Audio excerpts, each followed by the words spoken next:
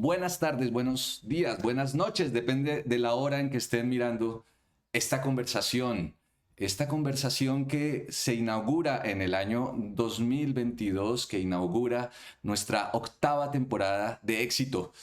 De esas 8 temporadas, 4 han sido por canales virtuales, y como esta modalidad nos ha permitido encontrarnos con personas de distintos lugares y que personas de distintos lugares puedan entrar y vernos luego en YouTube. Tenemos a un grupo de personas, de estudiantes, profesoras, profesores de la Universidad de Caldas, de la Universidad Católica de Pereira, y tenemos invitada hoy a la historiadora, maestra en historia, candidata doctoral en historia y profesora de la UNAM, Edith Llamas.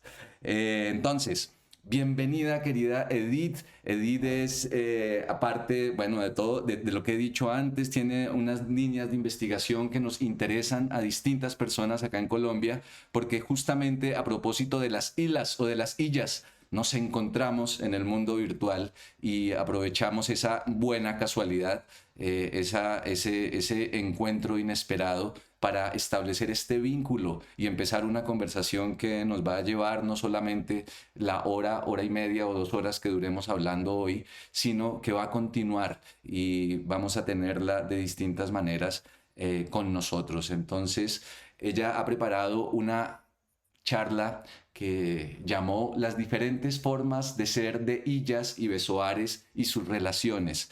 Entonces, con todo el cariño, bienvenida, Edith.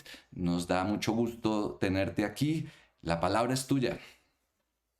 Bueno, muchas gracias, Luis Alberto. Es para mí un placer estar aquí y poder dialogar con ustedes acerca de las diferentes cosas y las personas. La verdad es que creo que firmemente que en los últimos años las investigaciones que tienen que ver con las cosas y los humanos han aumentado en todas las perspectivas y en todas las áreas disciplinarias. Los historiadores en México, que no hay muchos de todas maneras, pero que no hay muchos que se dediquen a la historia de las cosas, pues cada vez se interesan más en estos temas. Y quiero decir que es bajo esta perspectiva que le doy gracias al libro que coordinó Luis Alberto Suárez de Las Cosas Vivas, porque una cosa viva, finalmente, como este libro, que cuenta muchísimas historias, pues nos puso en contacto, ¿no? Gracias a que lo pude encontrar en la Feria Internacional del Libro y llamó mi atención justamente porque estoy incursionando en estos temas, pues ahora me encuentro aquí tratando de charlar con ustedes. Voy a compartir, en primer lugar, antes de abordar este tema, me gustaría un poco platicarles sucintamente cómo llegué a las Islas y de Suárez. Resulta que cuando estudiaba en la Facultad de Filosofía y Letras de la UNAM, me incliné mucho por los estudios coloniales. Y me gustaba en particular todo lo relacionado con la conversión religiosa, a pesar de no profesar ninguna religión. Pero con el tiempo me di cuenta que la mayoría de mis maestros, que eran especialistas en este periodo, antes de incursionar en sus temas históricos, habían estudiado para sacerdotes y tenían esta carrera trunca, ¿no? Y esto me llamaba particularmente mi atención en la UNAM, y con los años pude ver que gran parte de la producción académica que estos profesores míos muy queridos hacían, pues tenían como un único objeto de estudio a los franciscanos o a los miembros de las órdenes religiosas, ¿no? Entonces, pues decidí que a mí me interesaba mucho más estudiar los grupos indígenas, y me di cuenta que en este tipo de estudios los indígenas solamente aparecían en su condición de ser convertidos y como seres pasivos y sin agencia. Entonces, ante esta gran decepción historiográfica del pasado colonial, decidí incursionar en el septentrión mexicano, en el norte de México. Pues a mi parecer ahí los grupos indígenas se representaban de otra manera. Y entonces, pues ahí mataban a los jesuitas tiro por viaje, y esto me parecía que era bastante más interesante que estudiar el centro de México, Tlaxcala y Puebla, ¿no? Entonces, la forma en que aparecían estos grupos indígenas en el norte para negociar era por medio de matar al cura o a los agentes coloniales, ¿no? Entonces, recuerdo todavía cómo incursioné en estas guerras interétnicas en el norte de México. Por ejemplo, hay una muy famosa, 1680, en Nuevo México, donde una buena parte de la zona norte se confederó y pues tenían la consigna, eso apareció en las actas, tenían la consigna de acabar con todos los españoles y los religiosos de un solo jalón.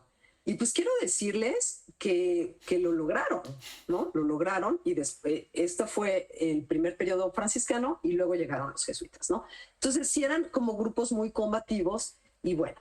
Entonces, de ahí, esto me llevó a estudiar estos grupos del norte, me llevó a incursionar en las fuentes jesuitas del norte de México. Y en este gran corpus documental, de lo que me pude dar cuenta es que había una continua mención a algo que se referían como piedras de Suárez. Y siempre estaba dentro de las primeras hojas, ¿no? Y aquí, por cierto, hay piedras de Suárez. Y en una gran cantidad de documentos jesuitas, de crónicas, descripciones geográficas, de todo tipo, siempre estaban las piedras de Suárez. Y me llamaba mucho la atención, aunque yo no sabía exactamente qué eran, pero me llamaba la atención esta continua mención. Entonces dije, en algún momento voy a trabajar esas piedritas que están por ahí presentes en todos lados, porque como que me están llamando, y las voy a dejar ahí en el tintero y posteriormente las trabajaremos, ¿no? Entonces guardé todos estos documentos, sabía en dónde se encontraban, hasta que de repente, hace unos 4 años o 5, a raíz de varios proyectos en el Centro de Estudios Interdisciplinarios de la UNAM, que tiene un ala muy importante de historia de la ciencia, una colega con la que coincidí en una presentación en la Universidad Iberoamericana, me dijo, oye, a mí me gustaría que trabajaras en algo de historia de la ciencia y demás. Y le dije, oye, pues es que yo no sé mucho de eso. Entonces, me dijo, esas piedritas de las que me contaste, ¿no quieres trabajar esas piedritas? Y dije, bueno, pues a lo mejor sí, sería una muy buena oportunidad para incursionar en las famosas piedras de Suárez, que solamente yo las conocí así, después llegué a las islas, ¿no? Primero llegué a las de Suárez, luego a las islas, ¿no? Entonces, bueno, esta es la historia, ¿no? Y bueno, antes de comenzar, me gustaría decir que para los historiadores como yo, cuyas fuentes siempre han sido los documentos y son las bases para construir su conocimiento, para acercarnos al pasado y al presente, pues estas formas de ver los objetos nuevas de nuevas corrientes que vienen desde los antropólogos, otros historiadores del arte y la ciencia y estudiosos de las imágenes, pues han cambiado nuestras perspectivas, ¿no? Estas visiones en las que incluyen las entidades como humanas o no humanas, no creo que son común aún en la Universidad Nacional Autónoma de México. Quizá en el área de antropología sí, pero no es tan común en el ramo de los historiadores, ¿no? Entonces, pues bueno, una de las cosas que me ha parecido muy importante es cómo para los historiadores que estamos un poco yéndonos por estos otros caminos, pues sin duda la huella de Alfred Yale, de Bruno Latour, de Santos Granero mismo, y todo el trabajo etnográfico que se ha desarrollado pues en Colombia, en Centroamérica, en México, pues sí han cambiado y han nutrido nuestras perspectivas. Asimismo, pues por supuesto, en torno al estudio de las cosas, pues existen otros investigadores que también nos han hecho ver desde otros ángulos la vida social de las cosas, ¿no? Por mencionar a Paduray o a Gerristen y todos ellos, ¿no? Y también otros investigadores que se han dedicado a ver estos objetos en el coleccionismo, que es una parte que a mí la verdad sí me gusta, la tengo pendiente, no es fácil entrarle como a la parte del coleccionismo y los objetos americanos que se trasladaron a Europa y que se encuentran en colecciones ahí, pero pues sí creo que en algún momento voy a entrar porque a mí me gusta mucho pensar también en estos objetos en movimiento, en tránsito, ¿no? Que circulan en estos gigantes espacios que son los mares, ¿no? Y bueno, aquí tenemos a Christophe Pomian, por ejemplo, ¿no? Y también tenemos las propuestas de Kopitov, ¿no? Y luego finalmente otros autores que han dejado huella, sobre todo también en el CEICH, es estos historiadores, estos grandes historiadores de la ciencia, historiadoras más bien, aquí la mayoría son mujeres, aunque hay también hombres, y pues aquí me referiría más bien a los estudios que nos ha ofrecido Lorraine Dunston con un gran libro que se llama Objectivity, y tiene otro que me parece que tiene una investigación bastante aguda, que trata sobre las maravillas del mundo y cómo se construye epistemológicamente esta idea de maravilla, que se llama Wonders of the Order of Nature, de 1150 a 1750, ¿no? Estos escritos, pues ahora en Historia de la Ciencia, pues, sí son obligados, así como los de Paula Findel, con una propuesta en este libro que se llama Possessing Nature, y Museums Collecting and Scientific Culture in Early Modern Italy, entre otras cosas, ¿no? Y bueno, no acabaría de mencionar también los colombianos, Nieto Larte, pues hay varios historiadores e historiadores de la ciencia, pues que sí han sembrado una huella que no podemos dejar pasar. Y por supuesto también a todo este trabajo de campo, como el reciente libro de Las Cosas Vivas, que estoy a punto de terminar, y que por supuesto ya los invitaremos a la presentación. Pues a mí lo que me gustaría es como dialogar con ustedes y en estos mismos tonos, aunque la verdad me da envidia su trabajo de campo. En algún momento, vamos a ver si aquí podemos hacer también esto. Los historiadores siempre se ciñan al archivo. Yo no soy así 300% archivo. La verdad es que sí me llama mucho el trabajo de campo, ¿no? Pero creo que el trabajo de campo de otros, como el de este libro, Las Cosas Vivas, justamente nutre estas perspectivas y estas formas de abordar los objetos.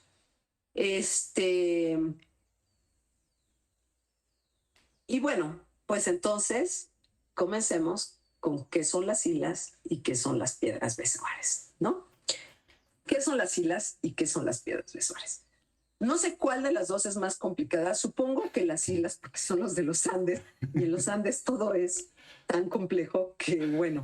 Entonces, bueno, de entrada diría yo que tomando en cuenta, y aquí rescatando también parte del libro, el escrito de Juan Sebastián Anzola, podemos decir que este objeto condensa las fuerzas de producción, es decir, se mueve entre la vida exacerbada y la destrucción, la muerte repentina. Algo que es maravilloso y terrorífico a la vez. A mí me gustaría también, como comentaba al principio, también, si no definirlas, más bien como pensar un poco qué son, tomando en cuenta las palabras de José María Arguedas, de un pasaje en Los Ríos Profundos, en donde nos cuenta qué son estas hilas, ¿no? La hila es una voz, y él la ve ahí como una voz, y aquí me voy a detener para citar a Arguedas. Me encanta esta idea de que la hila es una voz, ¿no?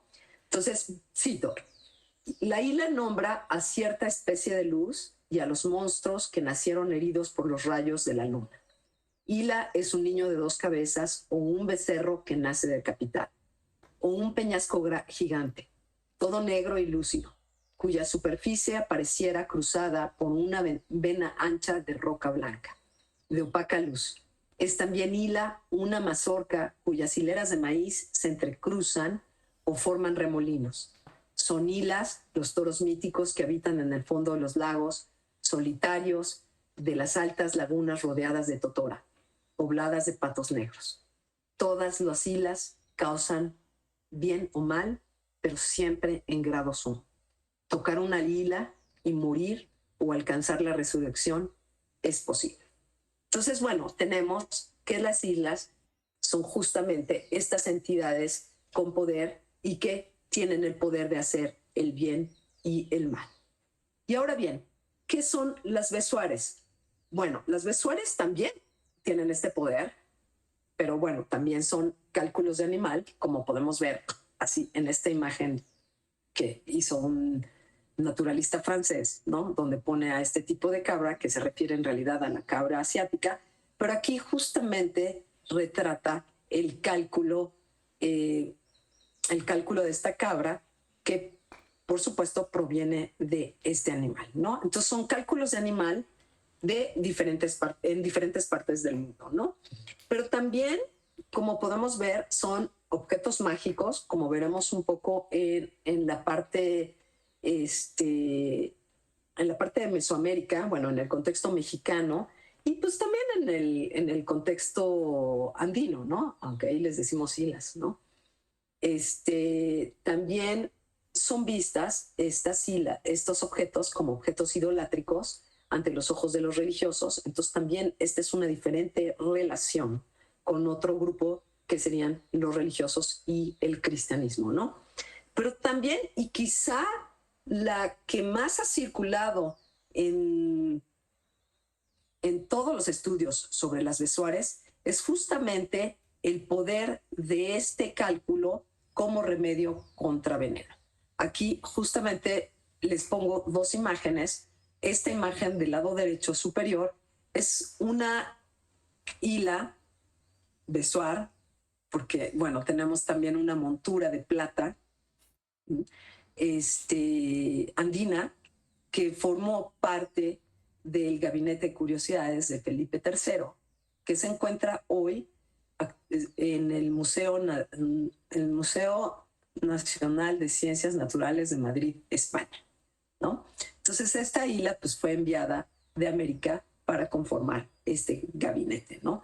Y bueno, según narran el catálogo del museo y los estudios que han hecho ahí, estas partes que parecieran como dañadas, en realidad dicen, y bueno, yo lo he encontrado también en muchos escritos, que se raspaba la piedra hila, este cálculo, que a mí me parece gigantesco, es como de 8 centímetros más o menos, y se raspaba, se ponía en la bebida y con esto se contrarrestaba los efectos del veneno.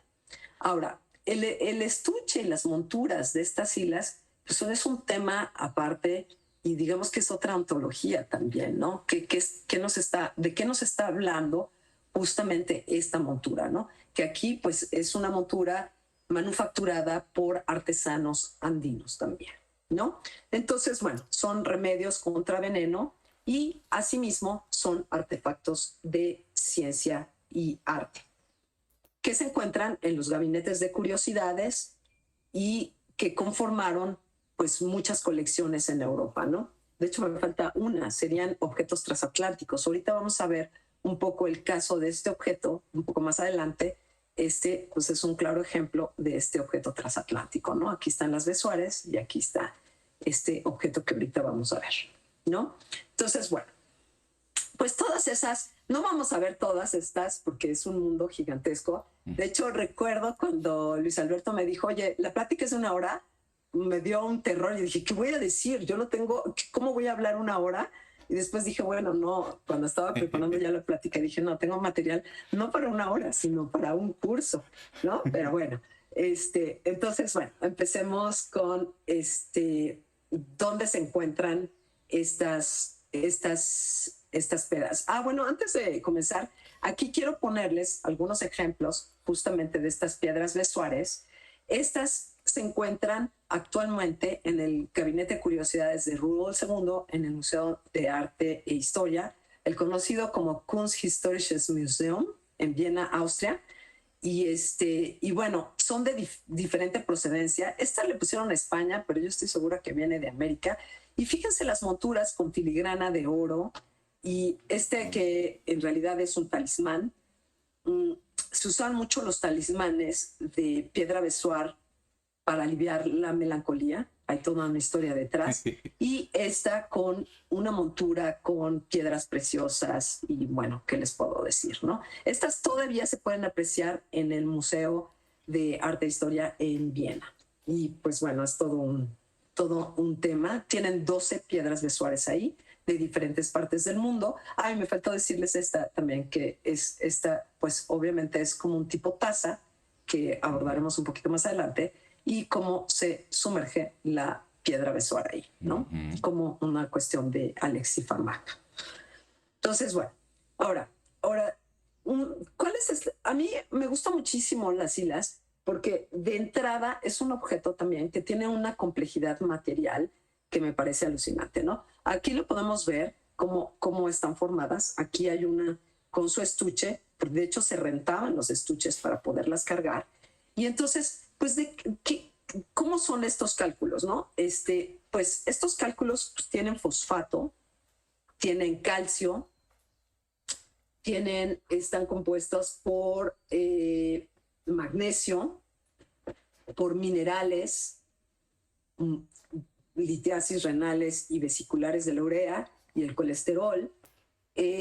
También son fibras. Aquí yo creo que se puede apreciar claramente estas fibras, cuerpos extraños. Hay una historia por ahí de una besoar que se supone que tenía la punta de una flecha. Entonces, pues parece ser que es un conglomerado de muchas cosas, ¿no? Entonces, yo creo que esta complejidad material ya nos habla de la misma complejidad del objeto, ¿no? Ahora, si ustedes se dan cuenta, en la parte de abajo, aquí tenemos esta piedra besoar y se notan cómo hay diferentes capas una sobre otra. Hay descripciones de la piedra besoar como si fuera una cebolla, ¿no? Se dice que pues, las diferentes capas la hacían ver como si fuera una cebolla, pero hay muchas versiones de las características que pues yo no las abordo tanto porque en realidad me interesa más los vínculos que tienen las besoares y las hilas que lo material así, que las descripciones materiales en cada uno de los escritos naturalistas y demás, ¿no? Ahora, ¿dónde se encuentran estas piedras besoares? Pues bueno, se encuentran en este tipo de cabras asiáticas que se conocen como aigagrus, que son que habitan en Turquía, Irán y Afganistán. También en este tipo de venados en México y bueno, y en venados en Perú, otro tipo de venados que no son estos de Perú, y por supuesto en los camélidos andinos, ya sean llama, vicuña, guanaco y alpaca. Pero también se encuentran presentes y anclados a otras historias en los bestiarios medievales. Vamos a ver un poquito, esa es la última parte, y vamos a ver un poquito de estos bestiarios medievales y por qué se encuentran ahí las hilas también, pero en las besoares presentes, ¿no? Ahora, ¿de dónde vendría esta raíz, esta palabra de besoares, ¿no? Bueno, el nombre de besoar proviene del persa antiguo, patzar, que así lo dicen, que es un persa corrupto, de hecho, que se refiere a patzar, expulsar, izar veneno, o sea, antídoto contra veneno. Y bueno, pues esto es como un poco que funciona como introducción, ¿no? Ahora sí, vamos. ¿Qué vamos a ver en esta charla? Me gustaría hablarles de 3 contextos. En primer lugar, en el contexto mexicano, después abordar el contexto andino y por último, el escenario de los bestiarios medievales.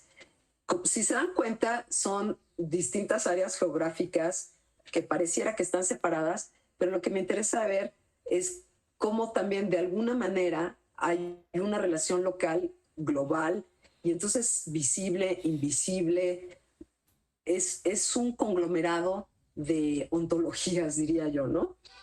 Ok, pues entonces empecemos. Entonces tenemos el contexto mexicano, el contexto andino y en el contexto de los bestiarios, que aquí les puse piedras dragón, piedras serpientes y piedras besoares. No nos dará tiempo de ver mucho las piedras dragón un poquito, las piedras serpiente, no, yo creo que nos vamos a saltar y ya nos vamos a las piedras besoares, porque si no, como les digo, tengo para dar un curso, ¿no? Entonces, ¿qué sucede en el escenario mexicano? Pues voy a conectar cada uno de estos apartados con 3 historias diferentes. La primera vendría del trabajo de campo de la antropóloga francesa Danielle Dehoux y otros, bueno, la historia viene de ella, pero el trabajo de campo es de varios otros antropólogos. La segunda, pues retomaré un poco un pasaje de la obra de Flores Ochoa. Y la tercera, voy a tomar un pasaje de una historia natural que fue un intento de hacer como un tipo de enciclopedia de un alemán que se llamaba Jacob Meidenbach y que hizo un libro que llevó por nombre en lengua alemana que se llamaba El Jardín de la Salud, o sea, der Garten der Gesundheit, pero bueno, lo tradujeron como el Jardín de la Salud, The Garden of Health en inglés, y también se tradujo al latín como Hortus Sanitatis. Esta historia se relaciona justamente con el cartel que les mandó Luis Alberto para motivo de justamente de esta charla, ¿no? Entonces, bueno, comencemos con la primera historia. Cito: si pudo matar un venado de gran tamaño y descubrir en su estómago la piedra besoar, es capaz de volverse cazador profesional. Al conservar esta piedra en su bolsa, cuando salga de cacería, matará muchos animales. Pero al dormir en el monte, de noche, no deberá echarse en el suelo, ya que los venados lo atacarán para recuperar la piedra. También tendrá mucho cuidado en no perderla, pues se volverá vulnerable y víctima de la venganza de los animales. Esta es la primera historia conectada con el contexto mexicano. La segunda historia, voy a retomar las historias conforme vamos avanzando, ¿no? La segunda historia, que se conecta con el espacio andino, se refiere a que en los meses de enero, febrero y marzo es cuando se los busca. Es entre las brumas y la neblina que se ve una alpaca, tal como es su verdadera figura y forma. Se le va acercándose poco a poco y desaparece en la neblina o se entra en los manantiales. En su lugar queda una piedra especial, redondeada, blanca, que es encua. El que la encuentra comienza a tener suerte y se le cambia la suerte, y sus animales se multiplican. Nos podemos dar cuenta que es bastante similar al entorno mexicano, ¿no? Y la tercera historia nos narra la historia de un ciervo que, si es mordido por cualquiera de las serpientes, las lágrimas caen de sus ojos o los huecos que están debajo de las órbitas y que son lo suficientemente profundos que cabe un dedo. Las lágrimas se congelan y se vuelven lustrosas, como el sol, en cuyo estado se usan como antídoto contra veneno de las serpientes y se conocen como la piedra besoar. Entonces, bueno, comenzamos con el entorno mexicano. En el entorno mexicano me gustaría abordar esta piedra como es vista como una entidad poderosa, como vimos en la cita de Dehoux, ¿no?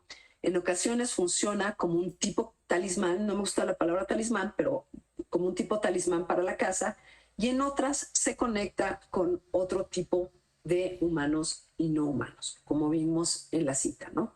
Entonces, lo primero que salta a la vista en esta historia, en la historia de Dehoux, que hizo su trabajo de campo con los grupos tlapanecos, es que la finalidad de la actividad cinegética, o sea, de la caza del venado, va más allá de conseguir alimento, ¿no? Pues nos habla aquí de una relación en que la piedra besoar es descubierta, en la que la piedra besoar, aquí de hecho la llaman besoar, es descubierta y es una piedra viva que provoca y que regula las relaciones entre los diferentes seres, ¿no?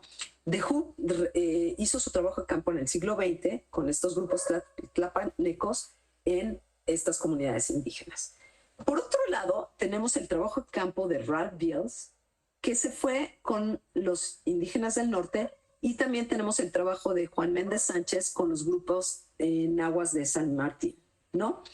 Entonces, en el caso de los grupos tlapanecos, la piedra besoar se asocia a la caza, pero también con la capacidad del cazador de establecer una relación con una entidad conocida como el Señor de los Animales. Entonces, el cazador solamente, si recordamos la historia, se puede volver profesional si tiene una piedra.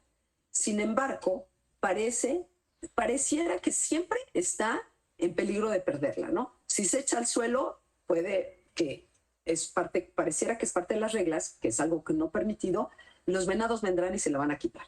Y entonces, los venados en este contexto adquieren el derecho de atacar y recuperar la piedra. En el caso de la etnografía de Beals, con los grupos caitas, mayos y yaquis del norte de México, donde la caza, quiero decirles de hecho que el venado es el animal por excelencia en todo Mesoamérica, en todo México, todos, de hecho, algunos amigos míos que trabajan también con los Virrárica, con los huicholes y demás, dicen, ¿por qué los antropólogos están obsesionados con el venado? Pero pues lo que pasa es que el venado sí aparece en todos lados, ¿no? Y bueno, en el norte, mucho menos, porque hay una parte que es desértica, pero finalmente hay ciertas temporadas en las que sí se caza el venado, ¿no? Y la relación que se tiene, de acuerdo a la etnografía de Bilbs, la relación que se tiene con esta piedra es muy similar a la que anota The Who. Déjame ver si, ok. Entonces, les pongo aquí un poco la cita de Ralph Bills, donde dice, el besoar o piedra de los intestinos de los ciervos da mucha suerte para el cazador. Uno debe saber cómo cuidarla porque es muy peligrosa, especialmente en verano.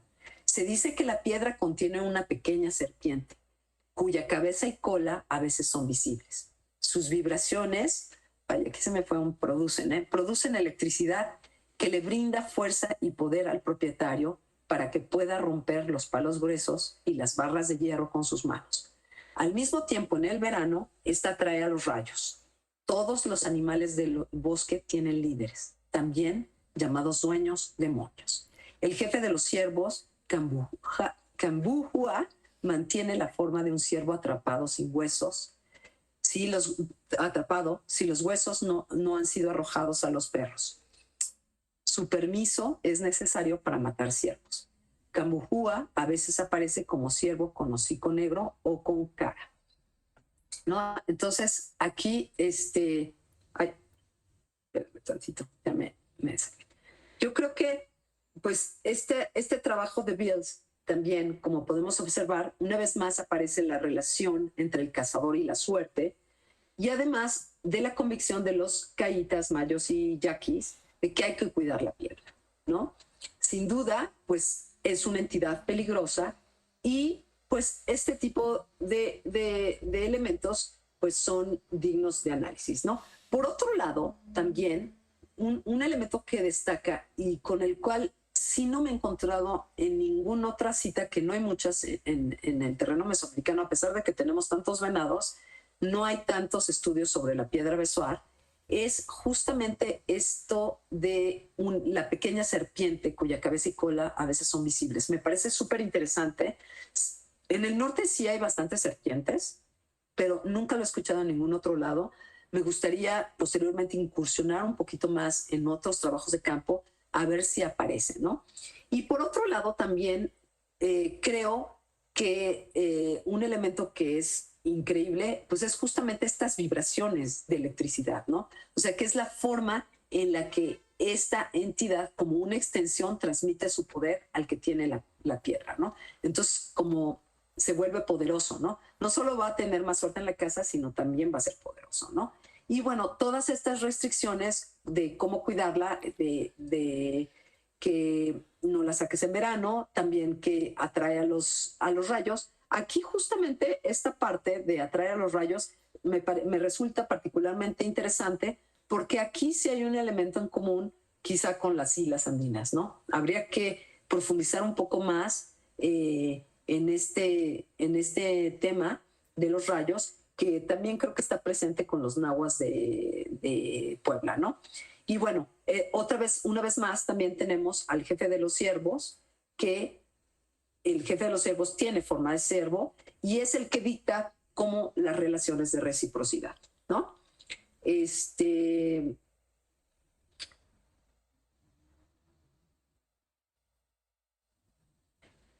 Lo que también me llama la atención justamente de estas etnografías son los huesos, ¿no? Los huesos son comunes tanto en la historia anterior, como en el trabajo de campo anterior, como en este, ¿no? O sea, como que los huesos siempre, los huesos del venado siempre están ahí presentes y hay una cierta regla de qué se debe hacer con los huesos, ¿no? Hay otro punto que es muy interesante también en el trabajo de campo de Beals, es que sostiene que si bien no se deben dar los huesos a perros y gatos, lo que sostiene es que hay que quemarlos y que con la ceniza hay que impregnar el comal. El comal es este utensilio mexicano en el que es como que es plano, hecho de metal o de barro, en otros casos, donde se cocinan las tortillas, ¿no? Entonces, pues es fundamental poner ahí las cenizas de las astas del ciervo para cocinar las tortillas, ¿no? Entonces esto responde a otro tipo de relación, ¿no? En el caso de San Martín Mazatiopan, que este sería el tercer y último punto de la parte de Mesoamérica, bueno, de México,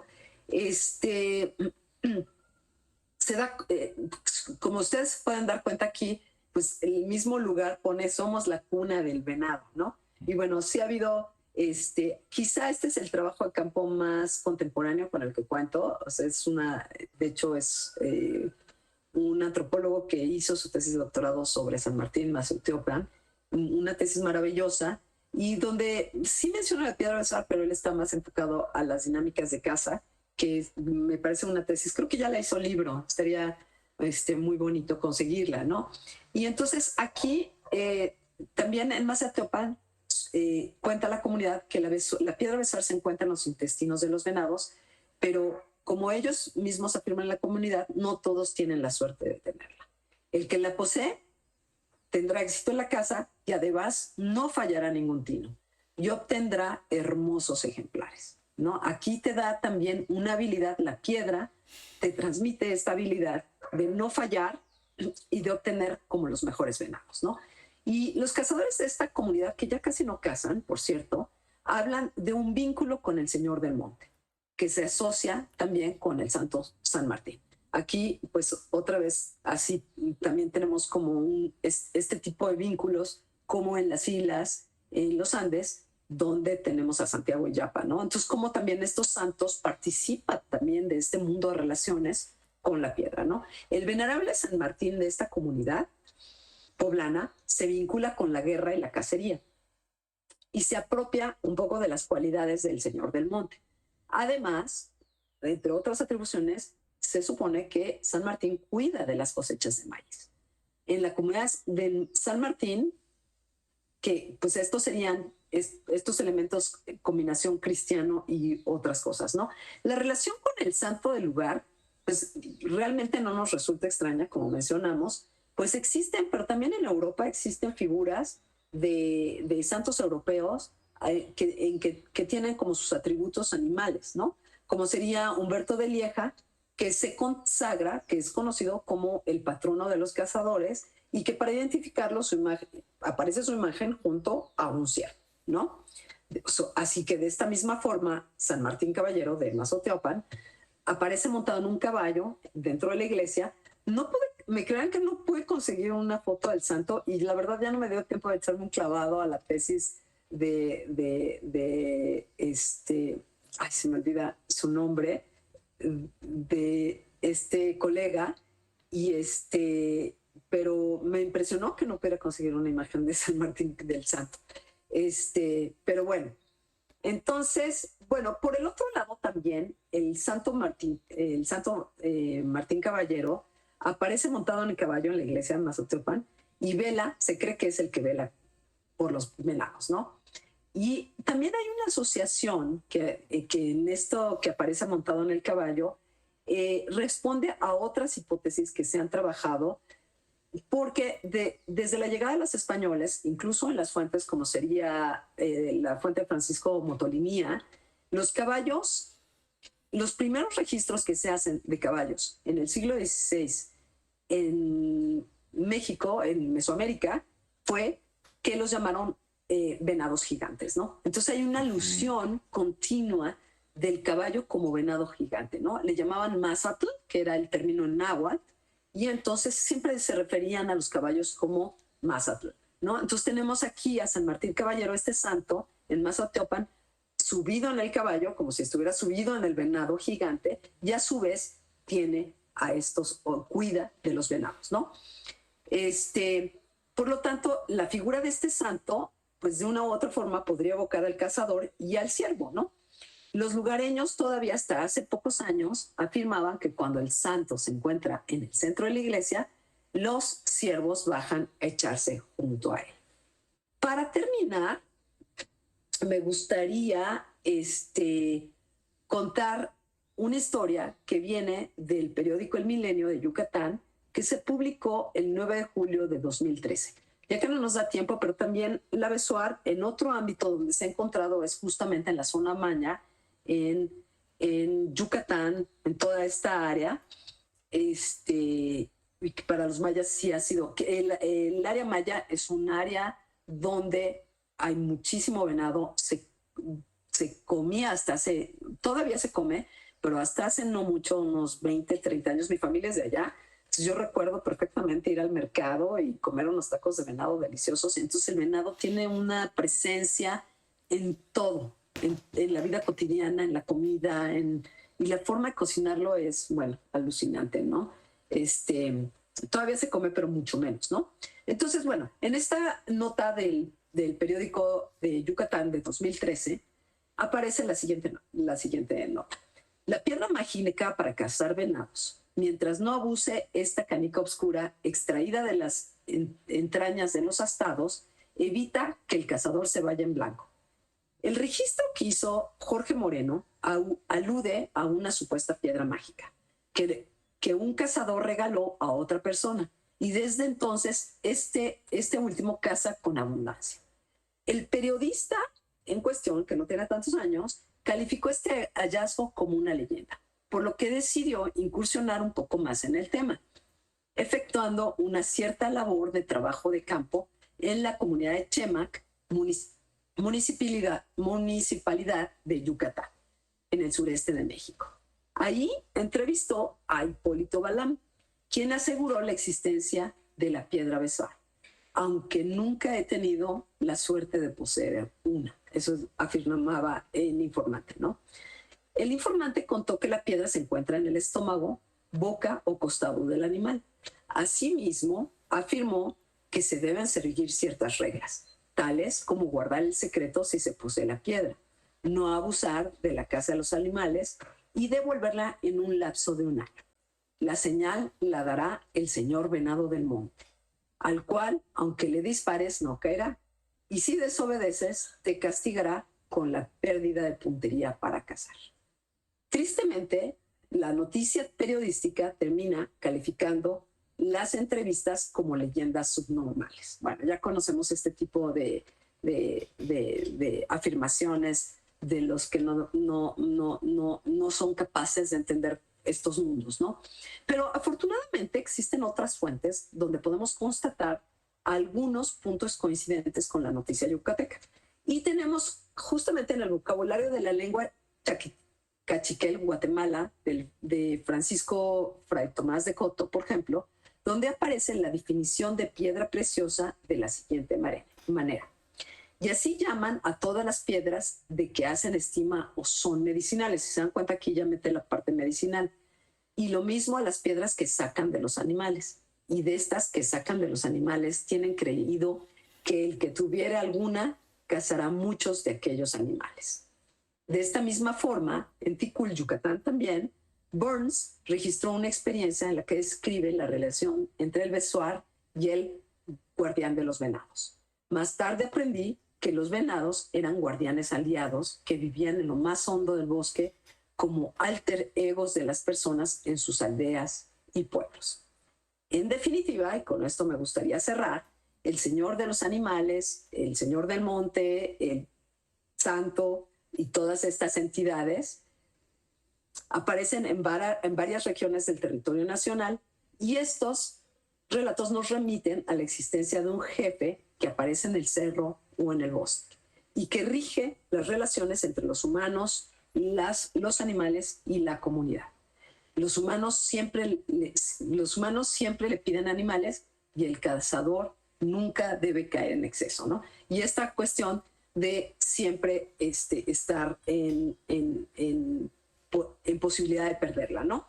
Por otro lado, y con esto termino, existen otros vínculos con la Besoar que yo quisiera explorar posteriormente, y estos vínculos que hay pocos escritos, pero por ejemplo el historiador Guillaume Olivier pues es más mexicano, es francés, pero tiene tantos años viviendo en México.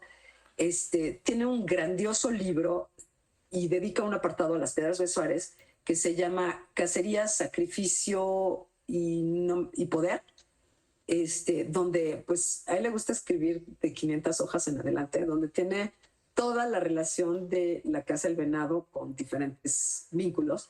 Y bueno, sí establece un vínculo con la alianza matrimonial en que el cazador es entre el cazador y la presa. Entonces, por un lado, el cazador puede pasar a ser presa y la presa cazador, y lo define como un tipo de alianza matrimonial, ¿no?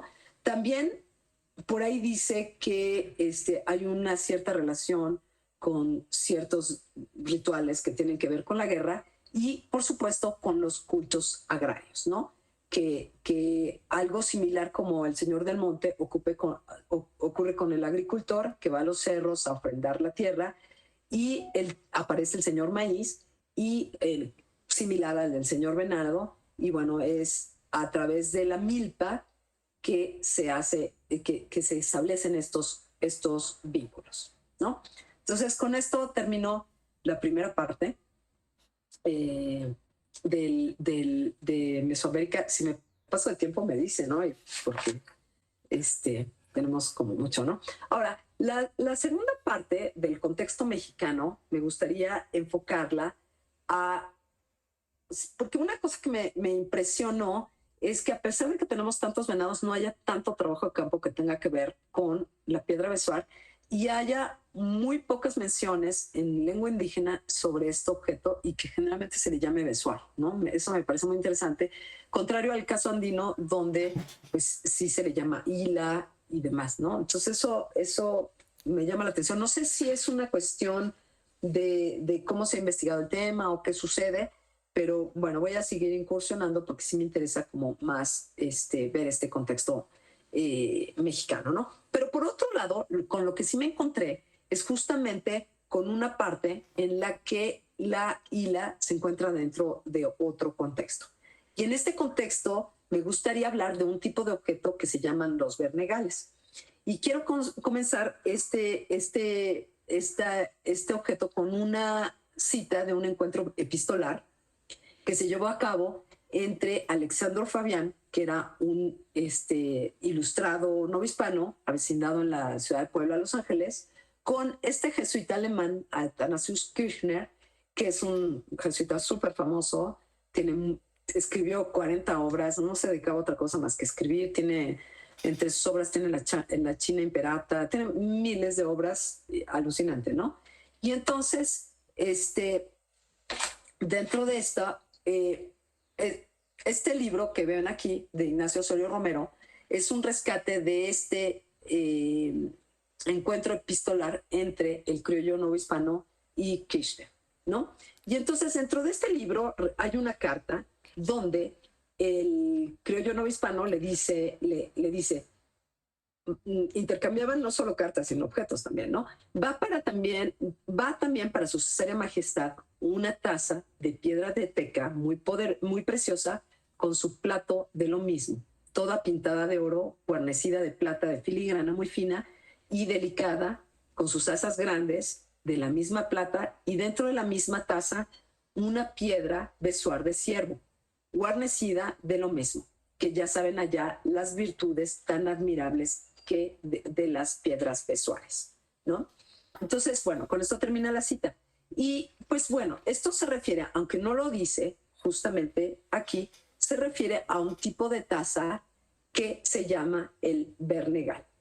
¿Qué eran los Bernegales? Pues los Bernegales era un tipo de taza, según el Tesoro de la Lengua Castellana de 1611, que era un tipo de taza así ancha, justamente como vemos aquí. Esta se elaboraba en Tonalá, Jalisco, y que se manufacturaba realmente en el levante geográfico del Oriente Medio, que es Siria, Líbano, Israel, Palestina, Jordania y por supuesto Toledo, ante la presencia musulmana en la península ibérica, ¿no?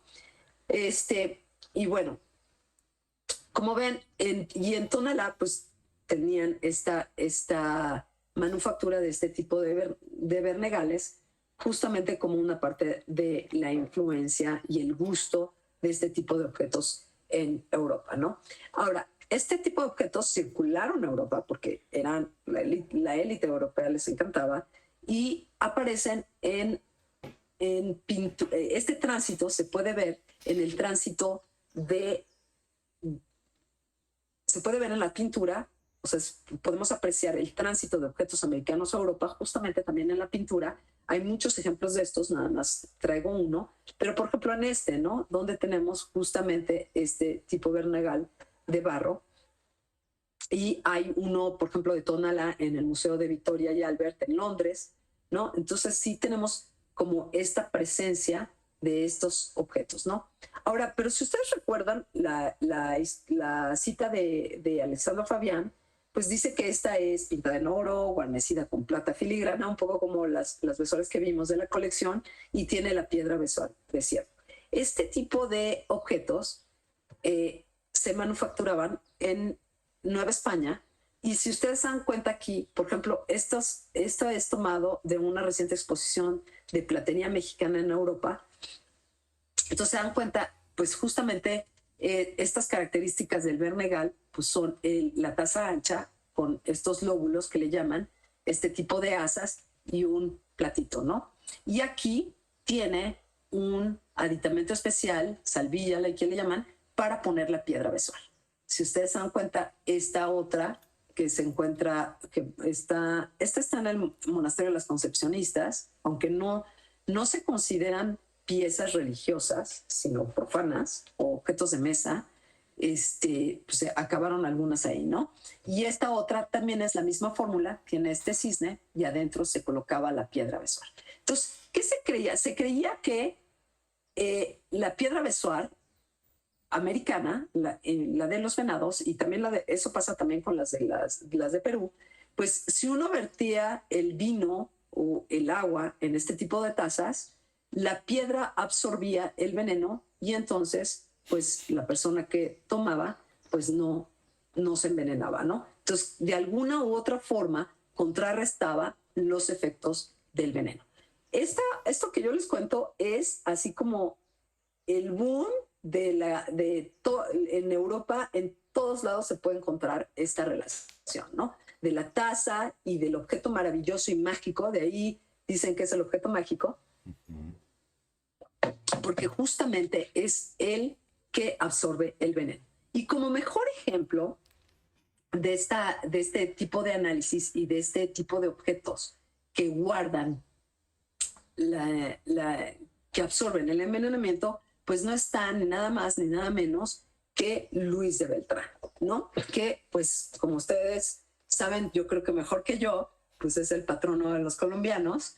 Y pues justamente es en este cuadro donde tenemos a Luis de Beltrán sosteniendo justo un Bernegal, si ustedes se dan cuenta, pero aquí tenemos un atributo, además de la taza, que es un dragón en pleno vuelo saliendo de la taza, ¿no? ¿Qué sucede con...? O sea, a mí me gusta muchísimo este ejemplo porque justamente podríamos ver esta pintura de Zurbarán, que hoy se encuentra en el Museo de Sevilla, con ojos religiosos, y analizar quizá la actividad misional de Luis de Beltrán, ¿no? Que es del siglo XVI, que en 1562 fue enviado a predicar justamente en el Cartagena de Indias, y de ahí se pasó a otros lugares. Pero justamente, ¿por qué Zurbarán lo retrata así? Lo retrata así porque la historia cuenta de Luis de Beltrán es que sufrió un intento de envenenamiento y que gracias a la intervención divina salvó su vida, salió ileso de esta cuestión, ¿no? Entonces, el que Zurbarán utilice este Bernegal ahorita vemos un poco el elemento del dragón, pues nos habla más allá de esta labor religiosa que por supuesto y demás, porque aparte dicen que no fueron los indígenas los que trataron de envenenarlo, sino los mismos agentes coloniales. Y bueno, pues este santo fue canonizado bastante temprano, ¿no? En 1671, ¿no? Entonces, pues más allá de que este óleo lo podamos leer, que tiene muchas lecturas, pero más allá de leerlo como esta parte misional, lo que me interesa es justamente cómo construir una historia a través justo del objeto que sería donde los dos ausentes son la piedra besoar y el veneno, no los podemos ver, ¿no? El veneno, pues no es invisible, pero se mezcla con la bebida, pero tampoco podemos ver la piedra besoar, pero como vimos, pues este tipo de tazas se utilizaban para esto, ¿no? Entonces, ¿cómo esta taza pues nos está contando la historia de Luis de Beltrán a través de estos atributos desde otra perspectiva, ¿no? Entonces, bueno, y bueno, pues su mano izquierda pues sí está señalando a la intervención divina, ¿no? Por otro lado, lo que me gustaría nada más señalar es esta presencia del dragón, ¿no? El dragón siempre se ha representado, por supuesto en el cristianismo representa, no podemos evitar que es justamente es la representación del mal. Pero quiero decirles que esta construcción fue posterior. El dragón siempre se le ha asociado a la serpiente gigante. Ahorita en la última parte que veamos vamos a ver justamente esta relación del dragón serpiente y cómo el dragón siempre es el veneno, y de ahí a lo mejor la construcción cristiana medieval de representar el mal por medio del dragón, ¿no? Pero esta representación, bueno, entonces aquí tenemos el dragón que sale de la copa, ¿no? Ahora, esta representación de copas pues también era algo frecuente en Europa. Por ejemplo, tenemos este caso de estas dos piezas que se encuentran en el Museo Nacional del Prado. Si ustedes se dan cuenta, pues son muy parecidas a estos berenjenales. Bueno, es otra fórmula, pero, y bueno, aquí está una foto de esta misma que se tomó, se perdió, de hecho, bueno, que nos cuenta, justamente es una de las primeras fotos que se tomó de este objeto y tenía justamente aquí a las dos serpientes, ¿no? Representan, si tenemos aquí dragón, serpiente, ¿no? Pero fíjense la cola, ¿no? Entonces, aquí tenemos estas representaciones, ¿no? Entonces, y otro tipo de representaciones, como sería esta, del dragón como un asa, que es otra fórmula, porque aquí sería como el Nautilus, ¿no? Entonces, pues bueno.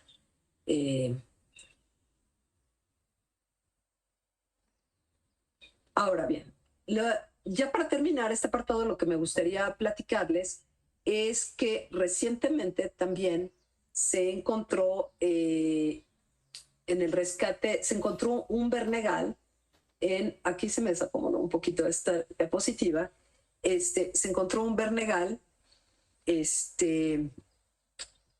rescatado de un barco, y este Bernegal tiene una piedra besoar. Déjame ver en qué parte de la diapositiva está para adelantarla. Lo adelantamos un poquito, déjame ver, está aquí está, ¿no? Rescatado en un barco de 1985 de Nuestra Señora de Atocha, que fue hundido en 1622. Y aquí una vez más tenemos justamente esta misma fórmula, el Bernegal, las asas de dragón y justo las piedras besoares. Se me olvidó ponerles una foto de adentro, pero también tiene como un lugar particular para colocar la piedra besoar.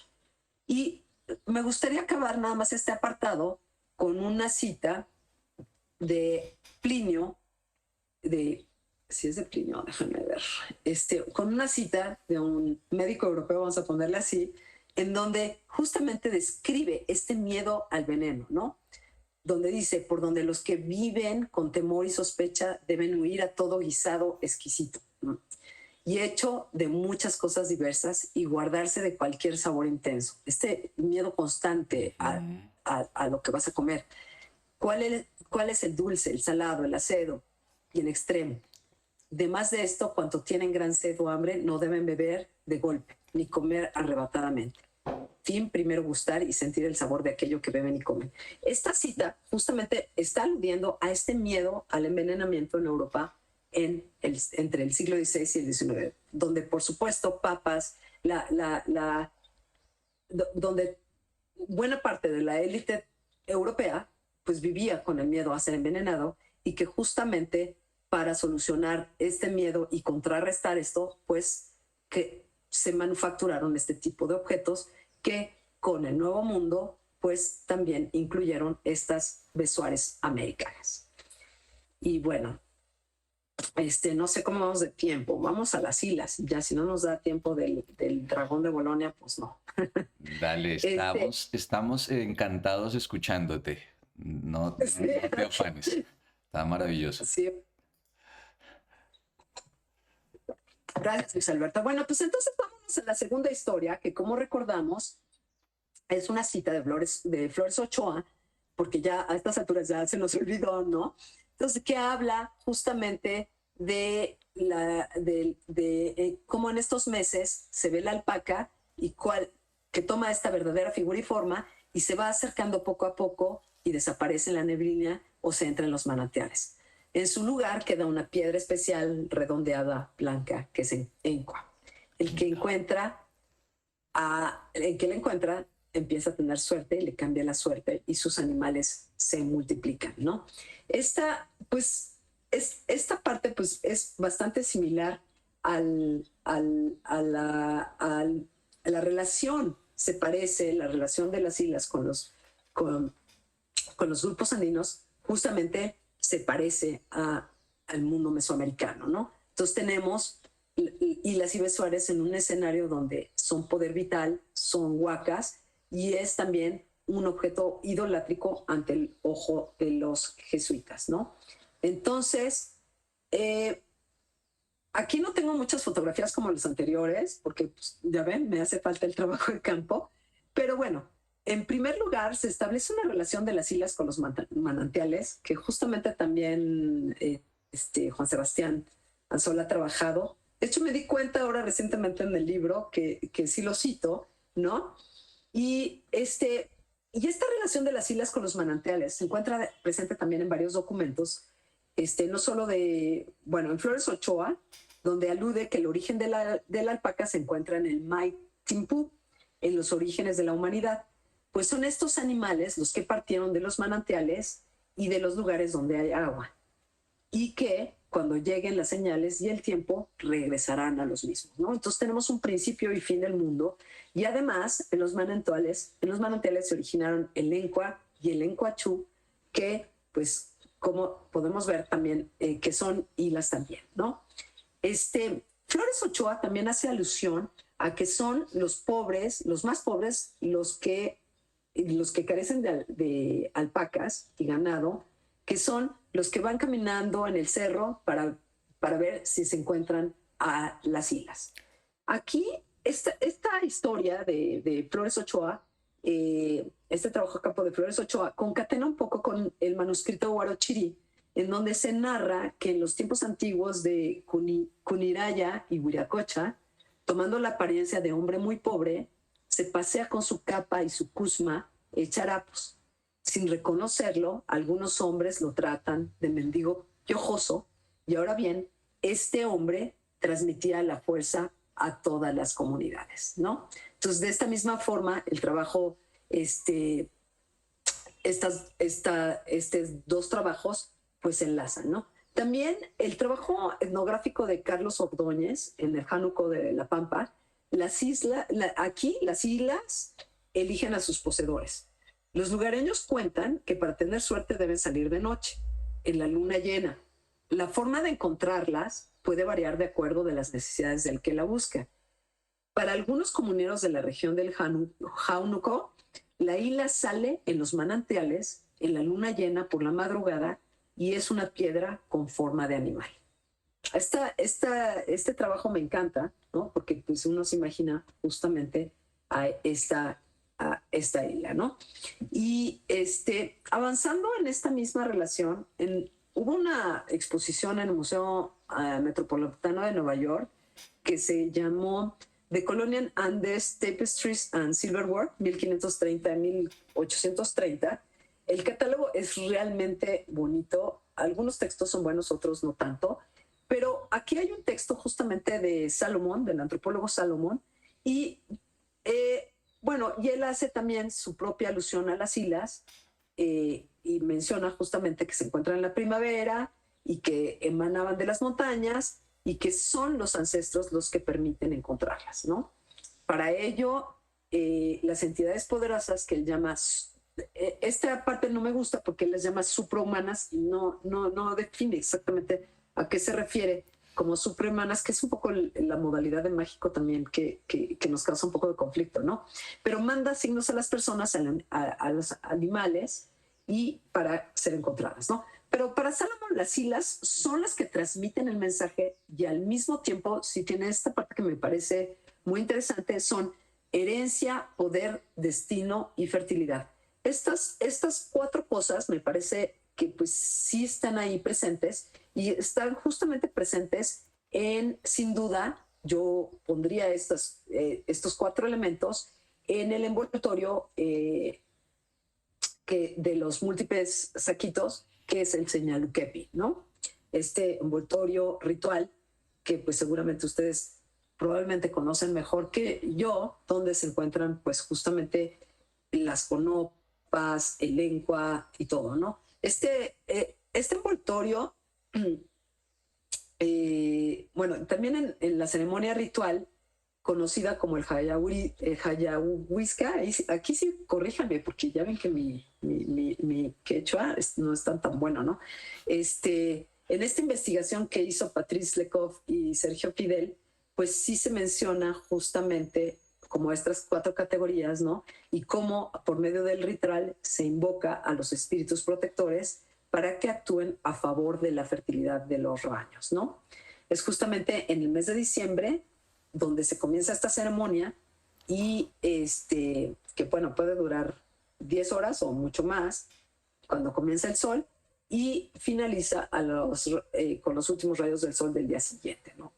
Con los primeros, perdón, aunque algunos pues pueden durar mucho, ¿no? Pero justamente aquí es este desarrollo del ritual, que no voy a entrar en más detalle, pues hay toda una preparación justo con las hojas de coca pegadas con cebo de llama, el despacho, que sería como el paquete de ofrendas, en la incineración del despacho y las ofrendas, y justamente el desenvolvimiento del envoltorio del señalukepi, donde justamente se encuentran las islas, ¿no? Entonces esto nos quiere decir que las comunidades que participan están unidas justamente también en vínculos patrilineales o de compadrazgo por medio del, según sostiene el COP, de bautismo o matrimonio. Y entonces, bueno, también están los músicos y los cantantes que se encargan de cantar canciones justamente que se relacionan con el ganado, ¿no? Cada uno de estos envoltorios pertenece a cada familia y se hereda de generación en generación, pasando al hijo mayor. Y en él justamente se trata de propiciar la riqueza y el bienestar de las siguientes generaciones, ¿no? Pues por esa razón hay que hacer la ofrenda, ¿no? Ahora, si no se hace, según Flores Ochoa, si no hacemos la ofrenda, si no se hace esta ceremonia de pago, pues los objetos también se pueden enojar, ¿no? Y los efectos de protección del rebaño dejan de funcionar y entonces pues mandan enfermedades y otras desgracias, ¿no? Me voy a saltar un poquito de esto.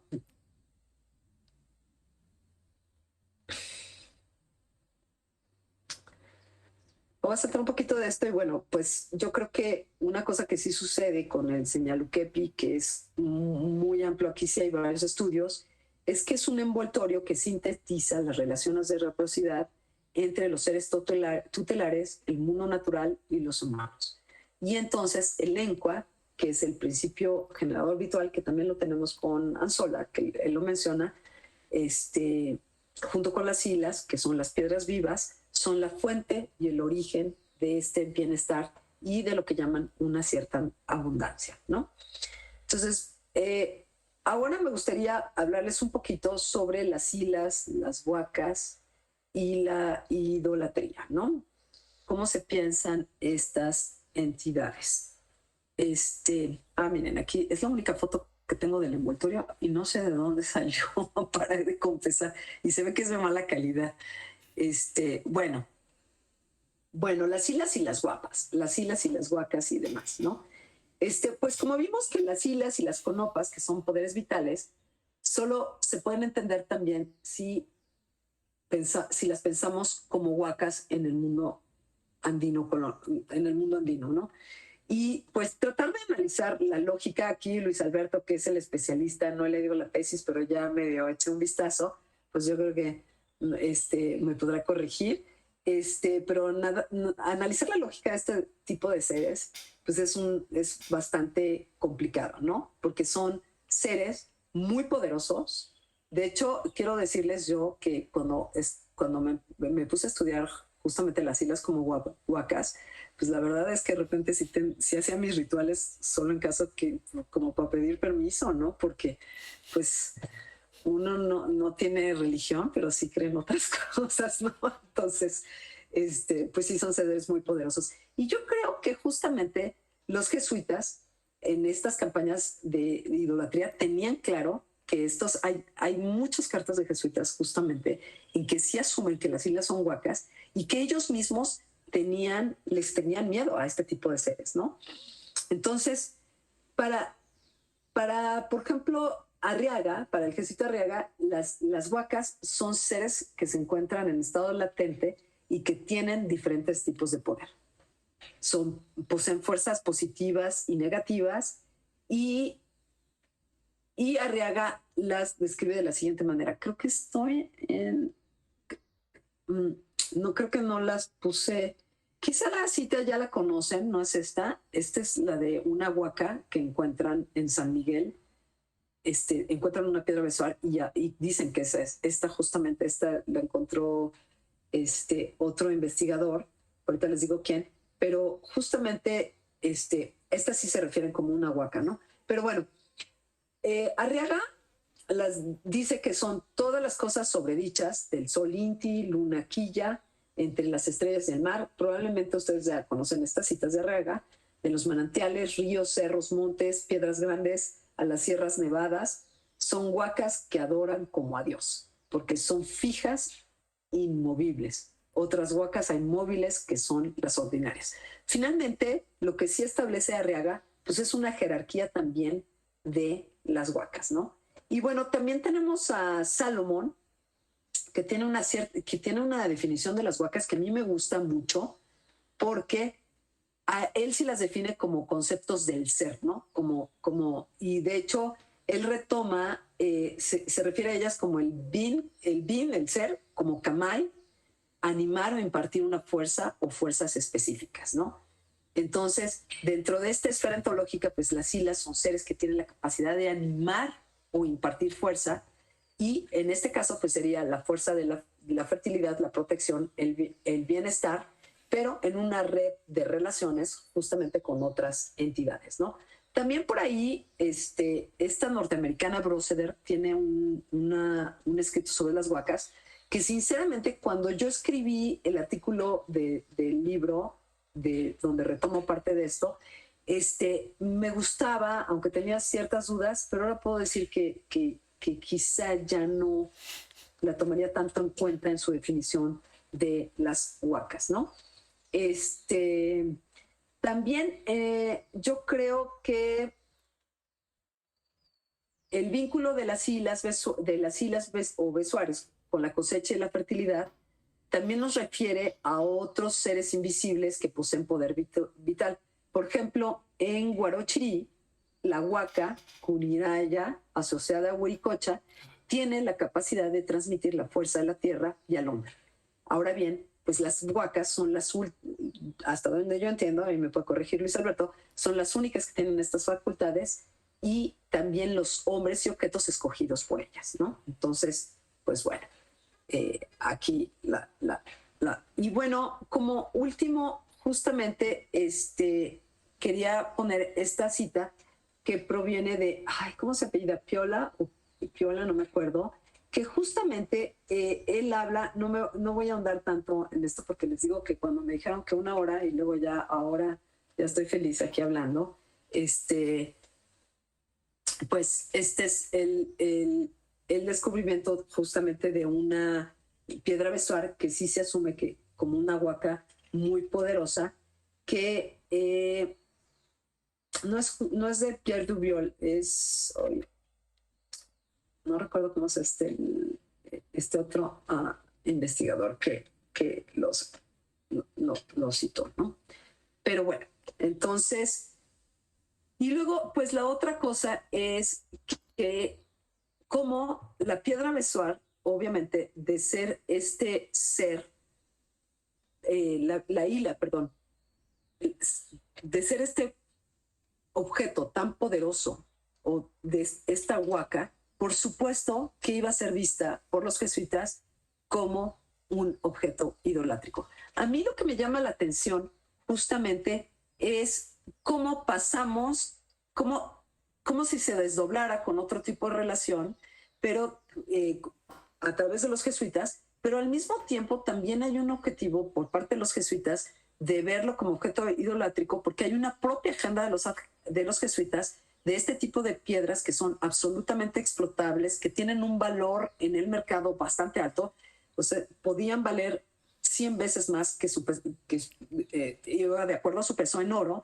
Entonces también hay una agenda que más allá del objeto idolátrico, pues también es un bien con el cual ellos querían comerciar.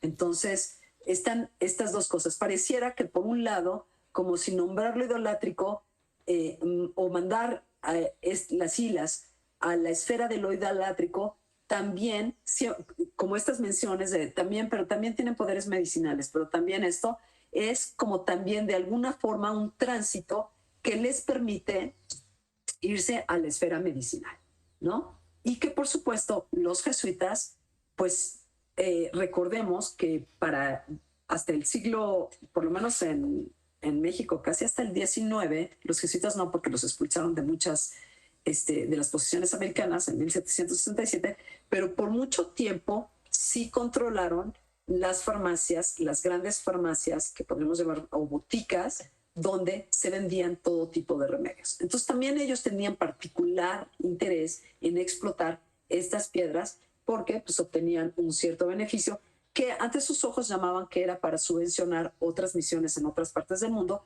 pero pues como sabemos los jesuitas no tienen ningún voto de pobreza, entonces también había una relación comercial con estos objetos. Y con esto terminaría la segunda parte y nos vamos a la última parte, que sería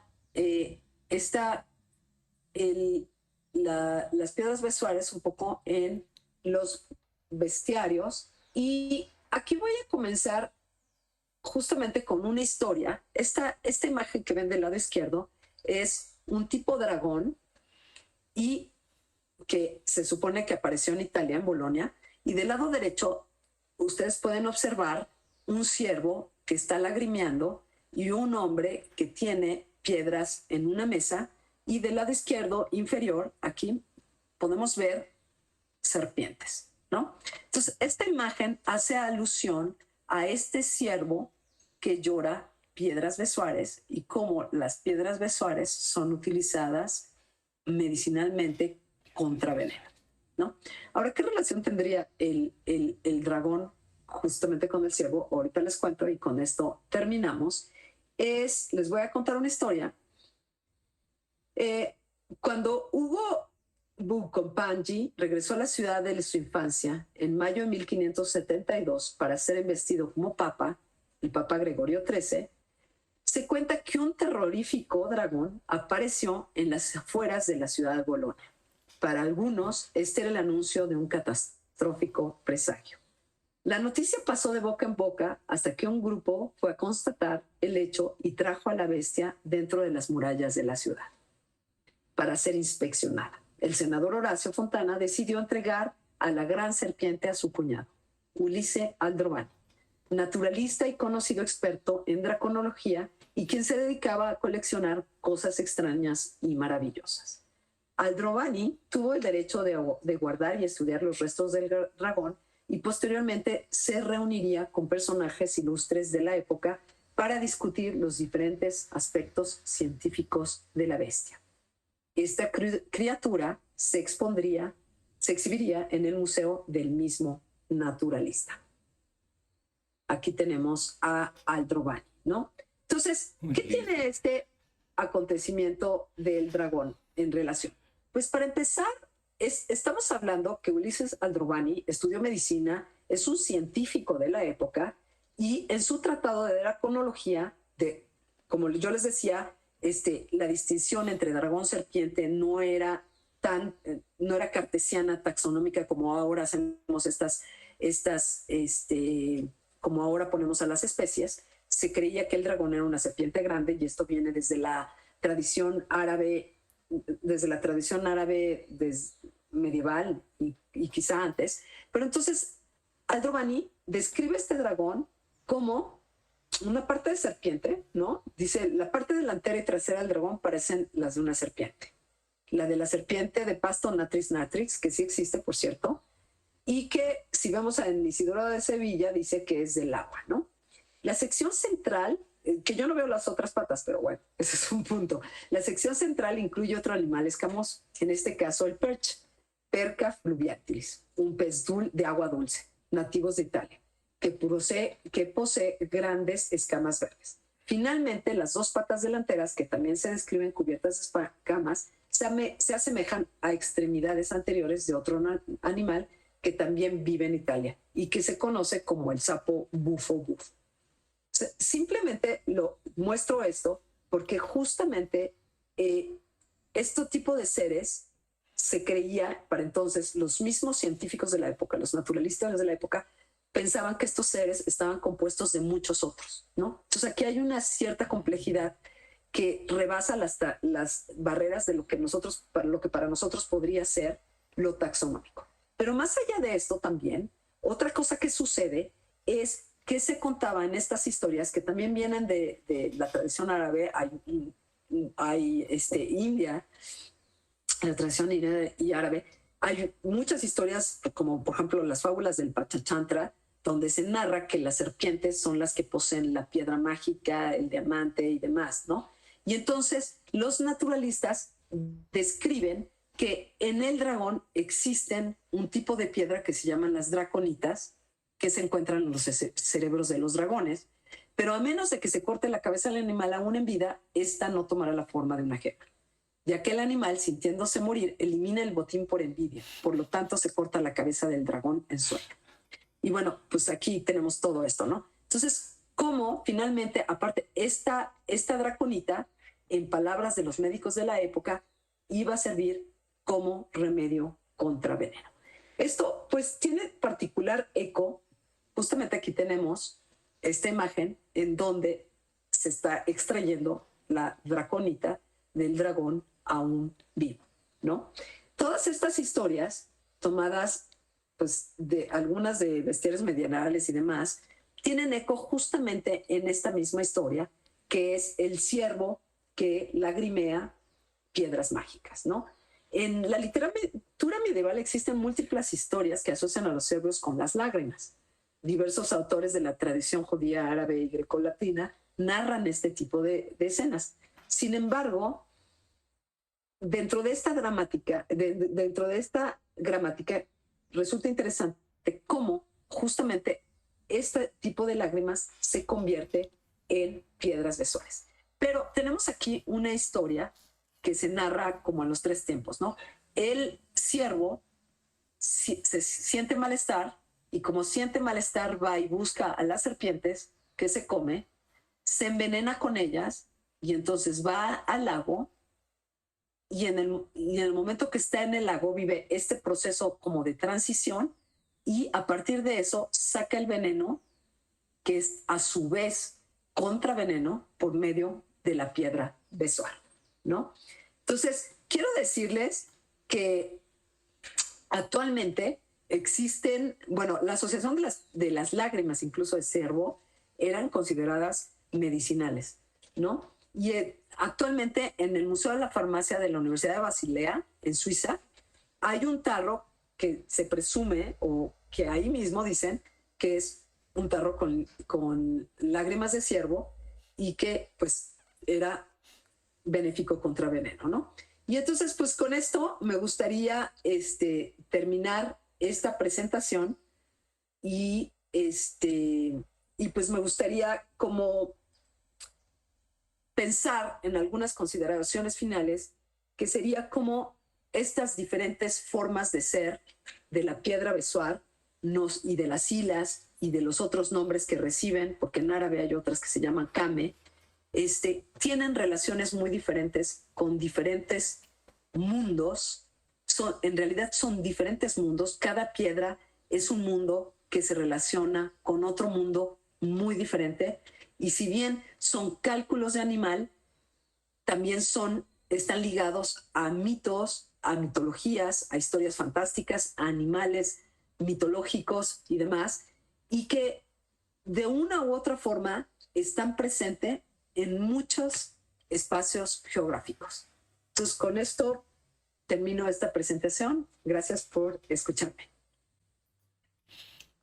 Muchas gracias, querida Edith. Maravilla escucharte.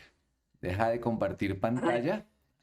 Dejas de compartir pantalla para que charlemos un ratico. Preguntas. Por ahí tiene, allá arriba en aquel alto al lado de mi ajoto, dice dejar de presentar. Claro. Ven, es que no soy ducha en el Google. Yo puro Zoom, caray. Bueno. Eso. Bueno, listo. Qué chévere. Amigas y amigos, sus preguntas. Yo voy a empezar con la primera. Esperemos a ver si te hacen allí, hacemos ronda. Claro.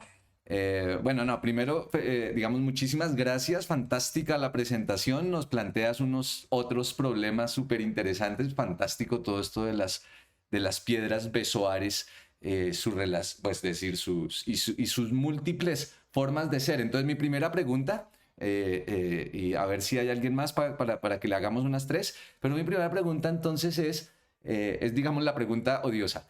¿Por qué formas de ser y no significados? Digamos, uno podría decir, no, esto es lo que son significados, símbolos, no sé qué, pero tú preferiste y has hablado acá de formas de ser a propósito de las illas, porque digamos que el lugar común, por lo menos de los antropólogos, y no estoy diciendo que sea un buen lugar común, todo lo contrario, creo que es un mal lugar común. El lugar común de los antropólogos es decir que todo tiene significados distintos y ya, y que como es un significado, es una cuestión cultural y que se presta a múltiples interpretaciones. Entonces, bueno, esa es mi pregunta. ¿Quién más entre los y las presentes? Entre las presentes son más que los presentes. Saludamos aquí también a la profesora Gloria Elsa, que ha estado presente todo el rato. Entonces, ¿alguien tiene preguntas, amigas, amigos?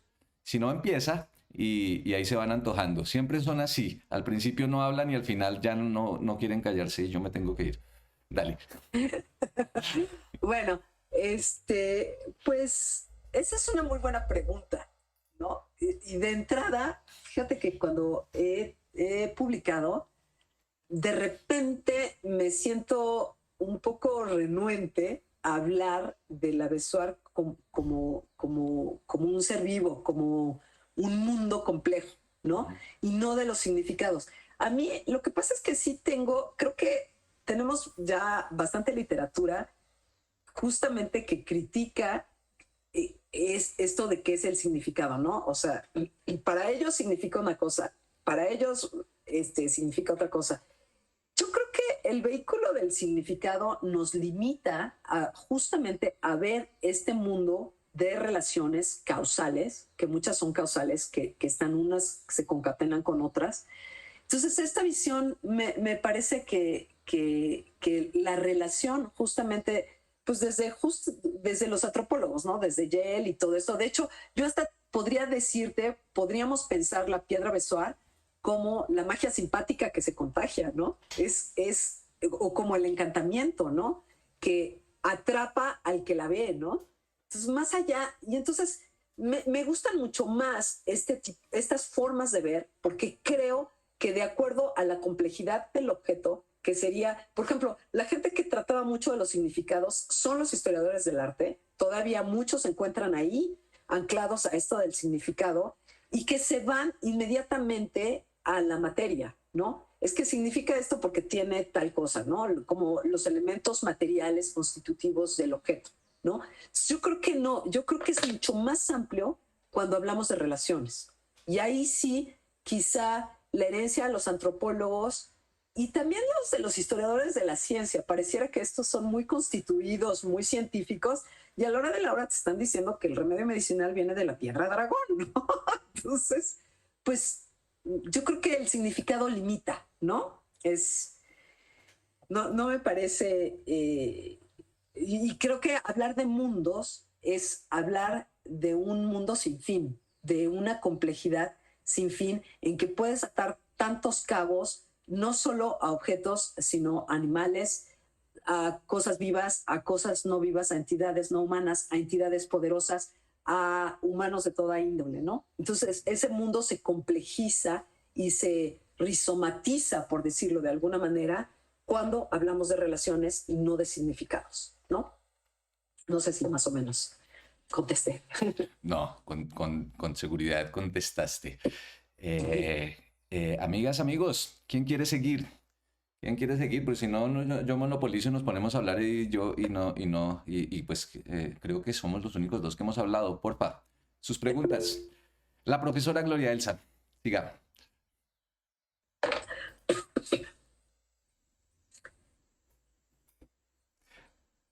¿Tiene apagado el micrófono, profe? ¿Tiene... Por prender una de las dos, no puedo con dos cosas. Excúsenme. Muchas gracias, profesora, su presentación maravillosa. Yo me voy a excusar si esto que voy a preguntar usted lo aclaró, pero tuve algunos problemitas con el micrófono durante algunos momentos, entonces no sé si lo hizo. Pero quisiera saber si esa relación con las piedras besoares, si en esa relación se presenta alguna diferencia entre hombres y mujeres, en cómo se relacionan con ellas, cómo las interpretan, si hay algo pues que marque ahí como los pensamientos o las consideraciones que las mujeres tengan frente a ellas y los hombres. Les agradezco muchísimo. Gracias, profesor Luis Alberto. Gracias, profesora. Gracias, Gloria, por la pregunta. Me parece extraordinaria pregunta, muy buena. Fíjate que no lo había pensado, no me he topado con esta relación y creo que sí sería súper importante pensarla, ¿no? Es que yo también creo que por lo menos la etnografía, por lo menos en el área de Mesoamérica, es una etnografía de los años 40, 30, donde estas cuestiones quizá no se vislumbraban tan claramente, ¿no? Yo creo que donde sí la podemos encontrar es justamente en la parte mesoamericana, justamente en este libro de Guillaume Olivier, de Cacería Sacrificio, porque ahí sí la esposa o la unión matrimonial se intercambia cazador-presa, pueden intercambiar papeles, ¿no? Entonces, lo mismo pasa con el chamán. Entonces ahí sí estás hablando de la mujer se vuelve el cazador y el cazador se vuelve la mujer. Y de hecho sí se habla expresamente de eso, ¿no? De cómo intercambiar este papel femenino, que diríamos por la presa como algo femenino y el cazador como algo masculino. Ese es el único ámbito en el que yo lo he observado. No lo he observado en ningún otro ámbito y me parece muy buena pregunta y me pusiste a pensar y creo que es fundamental, justamente, porque justamente en el mundo mesoamericano y en los pueblos indígenas contemporáneos, todo tiene un ala hombre-mujer, siempre, o neutro, ¿no? O sea, hay como no estas divisiones taxonómicas de género, ¿no? siempre está presente como esta otra contraparte, esta alianza o este complemento. Y estaría muy bonito como fijarse si viene esto o dónde está, ¿no? Muchas gracias por la pregunta. Bueno, sí, muy chévere la pregunta, da para plantearse varias cosas. A mí se me ocurre algo, pero digamos, no es de ninguna manera respuesta, sino que me antoja la pregunta y hay una cosa impresionante, es que todas estas concreciones maravillosas, uno también podría hablar de concreciones maravillosas a propósito, porque las perlas son otra cosa. Y hay algo, las perlas yo no sé si tienen un uso mágico, pero son joya. Y las hillas también son joya. De hecho, digamos, la forma más tal vez vulgar en que se manifiestan las huacas en los Andes es como riqueza, como riquezas, Sí, como claro. acumulaciones de riqueza, que son, por supuesto, Claro. tienen que ver con la suerte y que tienen otras cosas. Entonces ya, muy chévere. ¿Quién quiere seguir, amigas y amigos? Y claro que sí. Por ejemplo, las perlas están en esta misma red. De hecho, las perlas las tengo ahí pendientes, ¿eh? Ajá. Porque en el norte de México había un tipo de perla muy particular que solamente cierto grupo indígena, no recuerdo cuál, si los yaquis, eran los únicos buzos especializados en rescatar este tipo de perlas. Y también estas perlas tuvieron un tránsito a Europa muy importante porque se conectaban con este canal de los remedios maravillosos y demás, ¿no? Eran objetos muy valiosos también. Pero aquí hay la participación indígena y ese es un artículo que tengo pendiente en algún momento en Baja California. Estas Sí. perlas se De extraían hecho, del mar de la perla, el maravilloso cuento libro de John Steinbeck, se desarrolla en México y es una perla que encuentra un indio y no me les voy a tirar el cuento. Búsquenla, es muy, muy bello. ¿Quién quiere seguir? ¿Quién quiere seguir? Alcen la mano o pregunten por acá o tómense la palabra. Profe Gloria Elsa.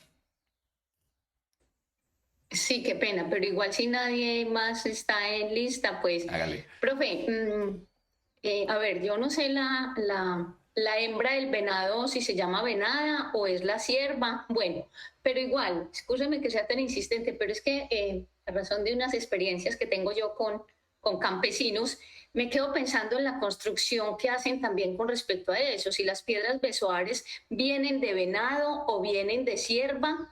Si marcan esa diferencia, si tienen esa diferencia, si la piedra es de un venado o de una venada, se llama venada o cierva, pues no sé la hembra cómo se llama, yo creería que venada, aunque me suena simpático. Entonces eso, si ellos tienen esa diferencia, si de acuerdo con esas diferencias, si tienen esa, no sé, si esa... Uy, se nos fue. Se fue, qué lástima. No, pero no he encontrado esa distinción, que sea de un animal cierva o Hembra, no. hembra, macho. Macho. Generalmente se refieren a los machos. Yo Aunque, pensé que si tuviera el poder vital, pues podría ser a sí, hembra, ¿no? aunque la fertilidad de los rebaños, que es, digamos, lo que aseguran las illas para los grupos de pastores, la fertilidad se manifiesta en las hembras. Vamos, hay una cosa súper interesante y es la fertilidad. La fertilidad, por supuesto, se manifiesta en las hembras que tantas crías dan, por un lado, y qué tan seguido. Pero estos seres mágicos que, por ejemplo, en Colombia a veces son venados, a veces son toros de oro, que son los que se manifiestan como huaca, son machos, suelen ser machos. Sí, yo también creo. ¿Y qué tiene que ver con la fertilidad? Pues obviamente con el semen, con el poder reproductivo también, ¿no? Pero pues bueno, hay que incursionar de todas maneras, ver, son muy buenas preguntas. Hay que poner el ojo también en estas distinciones, a ver qué arroja, ¿no? Por ahí el trabajo de campo, ¿no? Hay una antropóloga argentina que se llama Lucía Bugallo, que ha trabajado un montón con pastores. Ella es muy, muy buena etnógrafa y ha subido en academia digamos, ella está invitada acá a esto, esperemos. Ahí llegó la profe Gloria Elsa para que siga desarrollando. Volví y me está dando miedo eso de las piedras besuares, ¿ya? A ver si tengo que hacer algún ritual o algo. Ah, muy bien. No, yo la verdad, ¿sabes qué? Mucha gente me ha preguntado, oye, ¿tú tienes una? Y yo, no, pues no la puedo comprar. O sea, cuesta 500 libras una. Tengo que hacer trabajo de campo quizá en Yucatán, donde sé que todavía tienen. Y tengo colegas que trabajan con los mayas y pues a ver, pero pues como es secreta, entonces es una cosa problemática, ¿no? O sea que no tengo ninguna. Claro. Sí me encantaría tener una, pero no sé, es mucha responsabilidad, ¿no? También. Pero lo que comentábamos, Gloria, es que generalmente se refieren a que el que da la piedra besuar sí es macho, en general. Yo lo he visto, no he visto ninguna mención en que sea la hembra, la que da, la que escoge. Esta relación la he visto, pero está muy interesante. Ahora que porque voy a reescribir algunas partes, voy a hacer otros artículos algunos elementos ahí pendientes, pues sí me voy a fijar justamente en estos elementos que tú mencionas, porque sí son muy interesantes. Ok, listo, profe. Muchas gracias. Listo, ¿quién más? Amigas, amigos. Tan tímidos el día de hoy. Bueno, así están mis alumnos, ¿eh? Así están. Yo los culpo. David Gómez Guerrero. Hable, compañero. Buenas tardes. Mi pregunta es que si, como el acompañamiento que dan las piedras al cazador se puede heredar o solo es algo que se gana el que la cazó y que lo acompaña a él como en su recorrido. Que yo sepa, no, ¿eh? Del trabajo de campo, por lo menos, digo, en los Andes sí se hereda. Esa sería quizá una diferencia.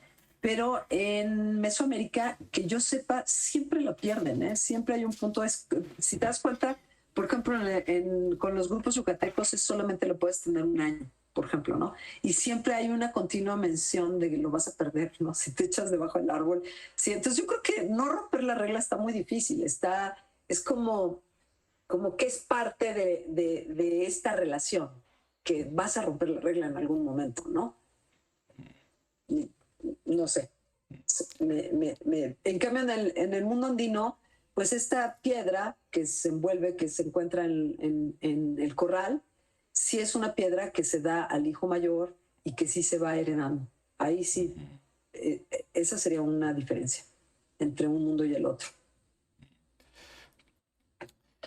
Gracias por tu pregunta, David. Sí, chévere la pregunta, David. ¿Quién sigue? Bueno, yo tengo... A mí, otra cosa que me llamó enormemente la atención, porque esto dispara para muchos lados, es la relación entre la continuidad que va del dragón, serpiente, envidia y veneno. O sea, son esas cosas que están allí en relación. Y es que, por supuesto, la envidia, la envidia ese es todo otro universo impresionante, pero lo que me parece bacanísimo es que la piedra, en la medida en que también es amuleto, pero es cura, chupa la envidia o concreta la envidia. Es un problema de concreciones que creo que digamos que en el proceso mismo de llegar a ser de la piedra besoar, que ella misma es una concreción, ella es, digamos, por eso es que la piedra serpiente es tan interesante, porque es como una serpiente que se ha enrollado y se ha concretado. Esa idea de la concreción, que tiene múltiples, de la concreción de la envidia, de la concreción del veneno, de la concreción del mal y de la cura a esa cosa, eso me parece impresionante para que pensemos por diferentes lados. Por una parte, dale. Ajá.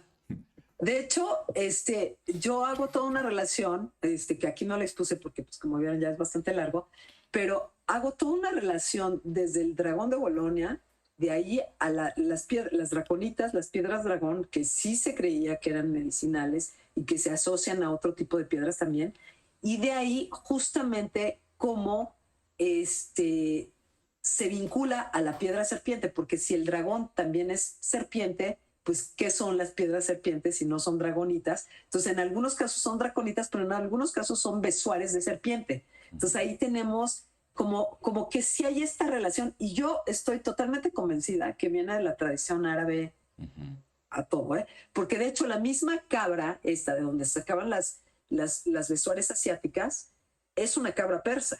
Entonces hay una tradición ahí larguísima de estas piedras y es una tradición árabe. De hecho, los dragones, como sostiene una investigadora especialista en representaciones de dragones, provienen justamente de la tradición árabe. Porque siempre pensamos que la representación del dragón es totalmente europea, pero pues no, los europeos han sido los especialistas en borrar el resto de los mundos y apropiárselos, y decir que ellos lo descubrieron. Entonces, pero ella hace un seguimiento de todas estas representaciones desde la literatura árabe, se ve que habla el idioma, de hecho, de estos héroes, por ejemplo, el héroe mítico de la literatura árabe, que es el gran sabio medicinal, es el que obtiene la piedra, ¿no? Entonces, es a su vez héroe en la épica, pero también es el médico que escribe el tratado médico. Entonces, hay como una analogía entre estas, o hay un ancla entre una y otra cosa. Tiene que ser este héroe el que vence a los dragones, pero también es el que vence los malestares de la vida terrenal, ¿no? Entonces, pero que no está en contrapuesto en ningún momento, se ve así en la tradición árabe, ¿no? En la tradición árabe medieval hay muchísimo. Lo que pasa es que España sí borró una buena parte de esta tradición, o intentó, e impuso un mundo grecolatino que finalmente retoma partes de la tradición árabe, pero sí desde, digamos, de una perspectiva diferente, ¿no? O sea, están ahí todos entrelazados, pero siempre están tratando de borrar esta tradición. Hasta la fecha, ¿eh? Hasta la fecha. Creo que tenemos este problema, ¿no? Pero bueno, y la envidia también por ahí está. Y estos seres ofidios, yo creo que el ofidio es una figura muy interesante. O sea, esta serpiente, ¿qué sucede con estas serpientes? Y esto que tú dices que se enrolla, esta misma investigadora tiene toda una descripción de cuando aparecen las serpientes. Quiero decirte que les quiero contar también, que mi siguiente proyecto es también ver cómo estas criaturas aladas, dragones, o que también luego pueden ser amarus, están presentes en los cueros de plata y en otros objetos que circularon en la zona, en los Andes. Ahí voy, he estado investigando, pero ya no se los expuse, pero ahí están también los dragones. En el mismo Huamampoma tenemos esta representación de los dragones ahí, ¿no? Entonces yo creo que falta investigación ahí de estas representaciones, por pensar que los dragones son europeos, pero cómo se apropia los Andes de estas figuras donde el animal, la criatura por excelencia es el basílico, por ejemplo. El basílico habría que ver por qué, ¿no? Si por ahí se mezcla con el amaru o con alguna otra criatura por ahí poderosa. Mi compadre Carlos Páramo Bonilla tiene una lectura maravillosa de esa tradición, de esa continuidad. Eso está en YouTube, una charla que él dio en 2020, 2019, 2020 en el ICANN, en el Instituto Colombiano de Antropología, a propósito del amaru, del toro serpiente, que finalmente es, digamos, vuelve, porque amaru es toro y serpiente, y huaca, e illa. Ahí va, eso se vuelve gigantesco. Bueno, últimas preguntas y ya se acabó. Y si no hay preguntas, vamos a la propaganda. Vamos a la propaganda. Vamos a la propaganda. ¿Alguien tiene una pregunta o no? ¿No? No. Bueno, pues les haré llegar este libro con Luis Alberto, donde pues aquí viene mi escrito sobre las islas y las besuares como remedios transatlánticos. Aquí incluyo a los calahuayas, por ejemplo, porque la besuar, de la cual no hablé con los calahuayas, sí está muy presente. Entonces aquí viene esta parte de los calahuayas. Entonces, pues yo se los hago llevar. Luego también haremos la presentación de tu libro, ¿no? Ya no me acuerdo cuándo, es ahorita en abril, los primeros de abril. No, finales. Finales de abril, sí. Bueno, mejor, porque ya estaba asustado. Bueno, Te mando la información otra vez. eso. ¿Qué otro anuncio íbamos a hacer? Otro anuncio, ¿no? No tenemos más anuncios. Agradecerles, amigas, amigos, por estar acá. Las conversaciones de, de asuntos de campo sobre asuntos de campo tienen en esta temporada 8 invitados especiales. Tenemos ay, ahora se me olvidó. Bueno, tenemos a Vladimir Caraballo del Instituto Colombiano de Antropología, que nos va a hablar de esmeraldas, de la zona esmeraldera en Colombia. Tenemos a Magaña, que se me olvida el nombre de Magaña, que es también es de Yucatán, él, y nos va a hablar acerca de las recuperaciones de tierra en la zona de Yucatán por las comunidades indígenas. Tenemos a la profesora Beatriz Gubert, que nos va a hablar de música en el centro de Colombia, de la música indígena en el centro de Colombia, música campesina indígena. Y tenemos dos invitadas también súper especiales, María Teresa Fingi, quien nos va a hablar de las recuperaciones de tierra en el Cauca, en Colombia, en los años 80 y las metodologías de investigación participativa. Y cerraremos con Joan Rapaport en junio, quien nos va a hablar de otros modos de presentar las investigaciones colaborativas a partir de su trabajo con cómics e historietas. Entonces, ese es un poco el panorama, que se viene. Recibirán ustedes allá en sus correos la invitación en cada momento y les he compartido también las fechas y los nombres de quienes están invitadas e invitados. Edith, de nuevo, muchas gracias. Una maravilla haberte Un tenido gusto acá. estar con ustedes. Muchas gracias por brindarme este espacio. Estamos en contacto. Estamos en contacto. Entonces nos vemos. Chao, pues. Chao.